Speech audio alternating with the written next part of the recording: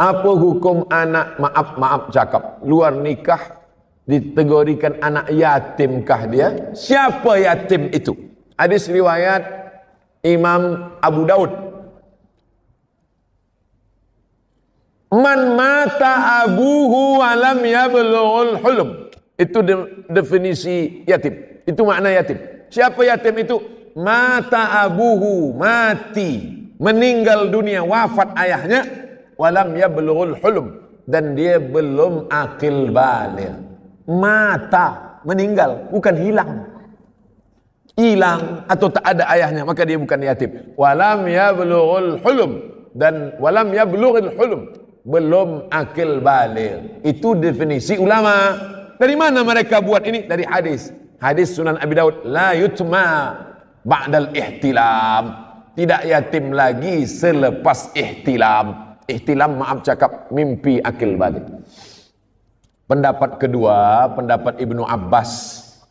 Pendapat kedua, pendapat Ibnu Abbas. Anak yatim meninggal ayahnya, selepas akil balik tetap yatim walaupun tumbuh janggutnya. Selama dia susah, dia tetap yatim. Tapi pendapat kedua ni tak saya pakai, sebab boleh dipesongkan oleh orang. Nanti banyak orang berjanggut datang.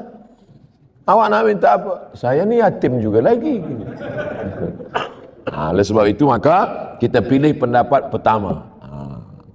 Adapun yang ini maka tidak. Bila nak bagi bantuan bukan sebab dia yatim, tapi sebab dia fakir atau miskin. Apa beza fakir dengan miskin? Tak ada income, tak ada pemasukan, tak ada duit sama sekali.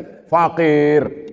Miskin ada, tapi tak cukup keperluan. Miskin. Bila standar keperluan, berapa keperluan? $100, 500.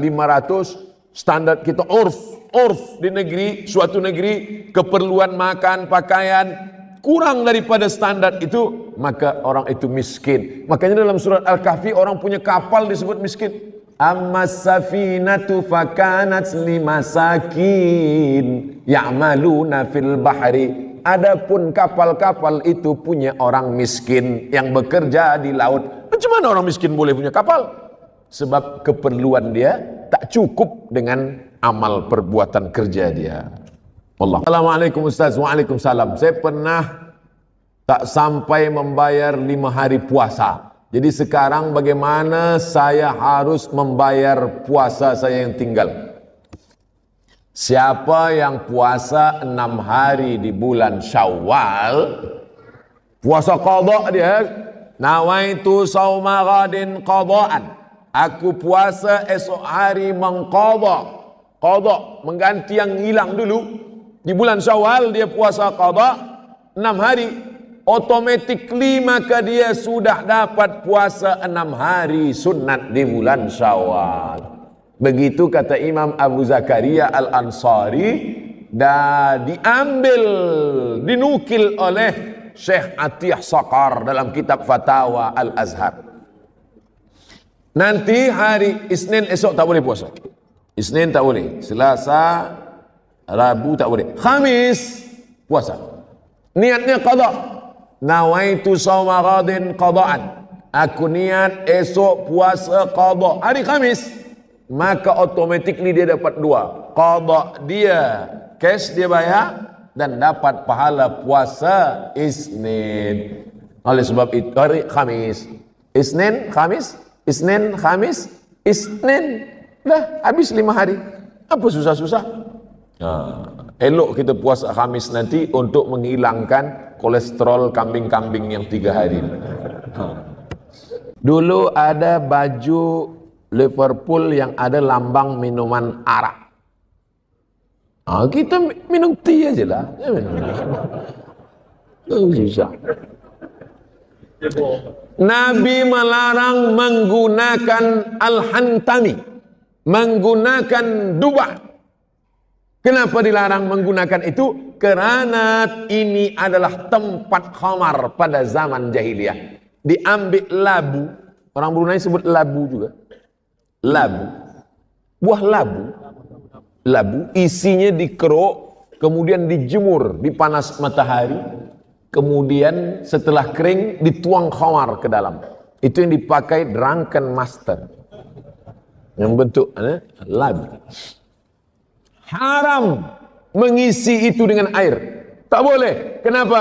Karena menyerupai. Karena bila saya pakailah labu itu, letakkan di bilik tamu. Tamu datang ke rumah, dia tengok, oh, Ustaz Somad ceramah, patutlah dia berapi-api. Rupa dia minum khamar juga. Tasyabuh, menyerupai. Apalagi ini, ada yang lambang. Oleh sebab itu berhati-hati dengan lambang. Saya pergi ke Port Said. Port Said, pelabuhan di Mesir, murah membeli barang-barang sebab tak ada cukai. Saya belilah topi satu. Wow, kemana-mana saya pakai. Orang heran. Oh, cantik ya, cantik. Pergi saya ke masjid di Mahallah Kubra di Mesir. Sampai di situ dipanggil. Ada seorang solat syekh di masjid, dia panggil. Indonesia, tahan. Saya pun datang. Dia nak tengok, cantik topi awak, kep awak cantik. Ya, saya tengok. Oh, cantik. Dia kuyak. Saya pun tengah, kenapa awak kuyak punya saya? Haram, kata dia. Sebab di sini ada simbol-simbol yang merusakkan keimanan. Sampai mati saya ingat. Sebab saya sayang betul dengan topi. InsyaAllah. Begitulah mereka amar ma'ruf nahi mungkar. Tapi saya tak beranilah buat macam tu. Tak berani. Ada anak muda, sini, aku ya. Dia minta ganti. Tapi saya pernah mengalami begitu amar ma'ruf nahi mungkar. Semuanya diberikan rahmat dan keberkatan dari Allah. Assalamualaikum Ustaz. Waalaikumsalam warahmatullahi wabarakatuh. Semoga kita semuanya diberikan rahmat dan keberkatan dari Allah. Amin. Ya Rabbal Alamin. Apa hukum menyokong pasukan bola sepak Manchester United yang lambangnya ada setan?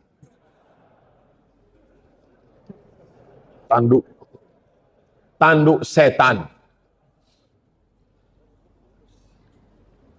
Apakah setan itu bertanduk? Ya, maka dalam hadis ada disebut dengan qarnai syaitan. Qarn, tanduk. Qarnai, dua tanduk setan. Bila waktu dua tanduk setan, maka kita tak boleh solat. Haram solat waktu dua tanduk setan. Bila itu, ini bumi. Manakala matahari naik, maka itu disebut dengan dua tanduk setan. Waktu matahari naik haram solat. Kerana waktu itu dipakai oleh orang kafir musyrik jahiliyah untuk menyembah berhala. Lata, Uzza, Manat, Hubal, Jibti, Taghut, Naham. Ini matahari naik, matahari bulat. Datanglah setan menghampiri. Ini matahari. Maka disebut dia dengan qarnai syaitan. Kalau menyamai waktunya saja haram, menyerupai waktunya saja haram, apalagi memakai gambarnya, memakai simbolnya. Man tashabbaha biqaumin, siapa yang menyerupai suatu kaum, fahuwa minhum, maka dia bagian dari kaum itu. Yang paling menyakitkan adalah wa husyira ma'ahum yaumal qiyamah, dia akan dibangkitkan nanti pada hari kiamat. Na'udzubillah.